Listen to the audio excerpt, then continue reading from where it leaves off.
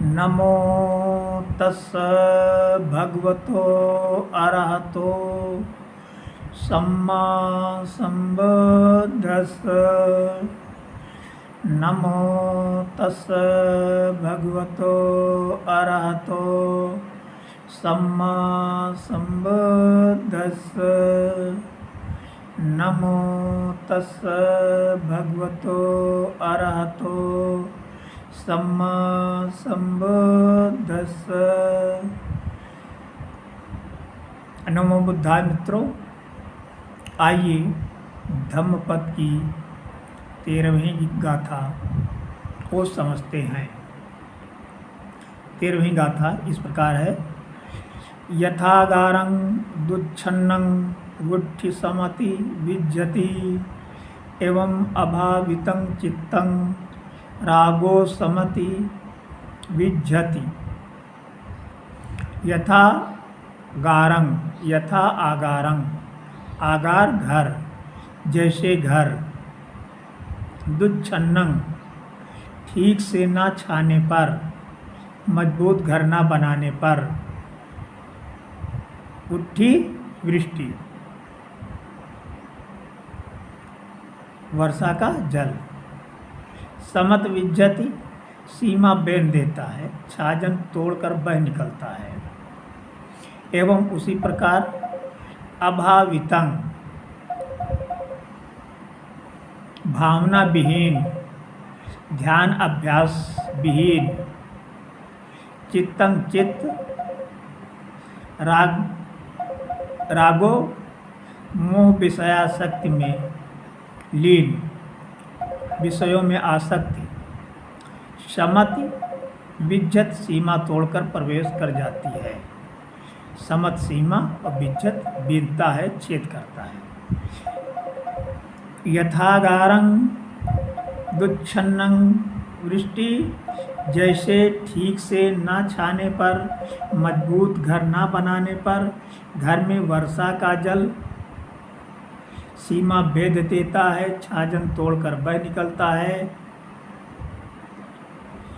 एवं अभावितं चित्तं रागो समत विज्जति, वैसे ही भावना विहीन या ध्यान अभ्यास विहीन राग, मोह विषयों में आसक्ति चित्त में घुस जाते हैं। किसके चित्त में घुसता है? राग या मोह। इसे नंद स्तवर की कथा से समझते हैं। कथा क्या है? राजकुमार सिद्धार्थ गृह त्याग महान निष्क्रमण के बाद 6 वर्षों तक गहरी साधना करते रहे और अंततः उन्होंने बोध गया में बोधि वृक्ष के नीचे सत्य के दर्शन किए। इन अनेक वर्षों में महाराज शुद्धोधन शाक्य नायकों के मध्य खिन्न मन से किस प्रकार दिन काटते रहे कोई नहीं जानता। यशोधरा पति वियोग में कितनी तड़पी, कितनी व्यथित रही, उसके दुख का वर्णन करना कठिन है। महाराज शुद्धोधन और यशोधरा ने भी अपने अपने तरीके से राजकुमार सिद्धार्थ की खूब खोजबीन की, पर सब व्यर्थ रहा। एक दिन यशोधरा के मुंह से जब यह बात निकली कि अब मैं थोड़े दिन की मेहमान हूँ, तभी अनुचरियों ने सूचना दी कि नगर के दक्षिण तोरण से आए 2 व्यापारी कह रहे हैं कि उन्होंने शाक्य कुमार को देखा है। वे जगत आराध्य राजकुमार अति शुद्ध महान बुद्ध बन चुके हैं और इसी ओर आ रहे हैं। यह सुनते ही यशोधरा ने इससे पहले कि उन्हें महाराज अपने पास बुलवा पाते, दूतों के माध्यम से उन्हें अपने महल में बुलवा लिया। पूछने पर विपुष नामक व्यापारी बोला, हे देवी, हम उन्हें अपनी आँखों से देखकर आ रहे हैं। वे तो राजाओं के भी राजा बन चुके हैं।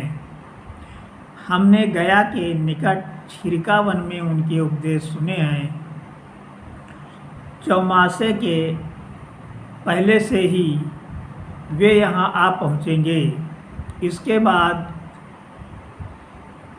मल्लिक ने सविस्तार वृत्तांत सुनाया और बताया कि अब उन्हें बुद्ध नाम से संबोधित किया जाता है।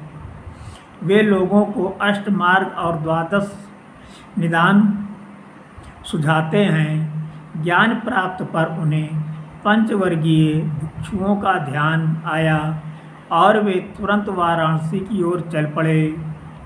वहाँ उन्होंने धर्म चक्र का ज्ञान दिया, साथ में मध्यमा प्रतिपदा, आर्य सत्य और अष्टांग मार्ग में भी दीक्षित किया।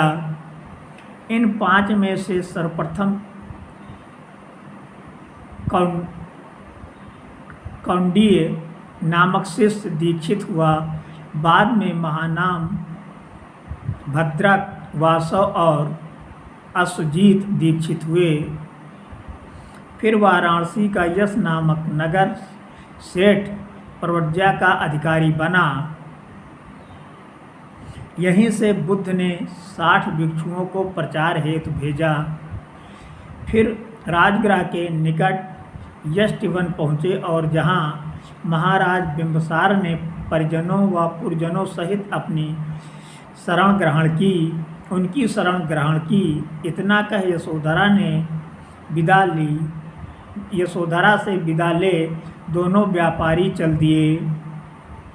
ये समाचार सुने तो महाराज ने तथागत को लिवा लाने के लिए 9 सामंतों को भेजा। वे वेणुवन पहुँचे पर तथागत के उपदेश सुन सब कुछ भूल गए और उनके धर्म संघ में शामिल हो गए। तब उन्होंने अपने सचिव के सूत व सिद्धार्थ के बाल सखा को भेजा।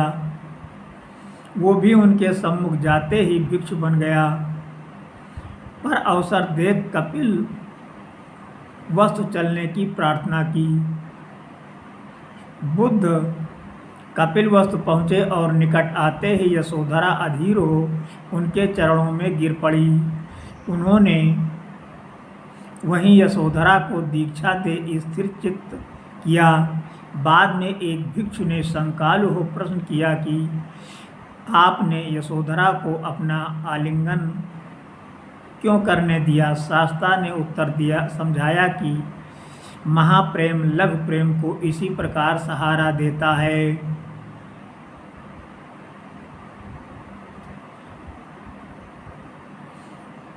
ये गाथा समाप्त हुई। यदि पसंद आई हो तो लाइक, शेयर और सब्सक्राइब करना ना भूलें। नमो बुद्धाय।